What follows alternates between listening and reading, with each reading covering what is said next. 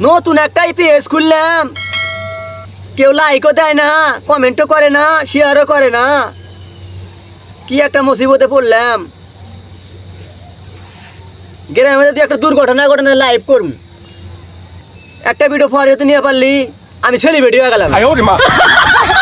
রুকো যারা বন্ধু বন্ধু, ঘটনা একটা ঘটে গেছে রে। কি করে না? আরে চল চল চল, ঘটনা দেখাই।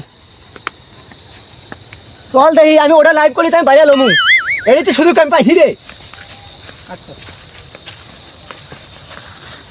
এ বন্ধু, এই দেখ দেখ দেখ, এই মানুষের কাছে ধান ছাপ হয়েছে, আর আমার সাথে ধান কবে প্যাক করে কবে কি করবো? দাঁড়া বন্ধু, আমি লাইভ করি, দাঁড়া। প্রিয় দর্শক শ্রোতা বন্ধুরা, আপনারা দেখতে থাকুন। এই ধানটা কি জন্য পেকে গেল এত তাড়াতাড়ি, আর এই ধানটা কেন পাকলো না? আপনারা কমেন্টের মাধ্যমে জানিয়ে দেবেন, আর লাইক কমেন্ট শেয়ার করবেন। যে এর কারণ কি? হয়তো এর সার বেশি হয়েছে, এর সার কম হয়েছে, এটা গোবর সার কম হয়েছে ভাই, এই জন্যই মনে হয় এই কাম হয়েছে। হতে পারে।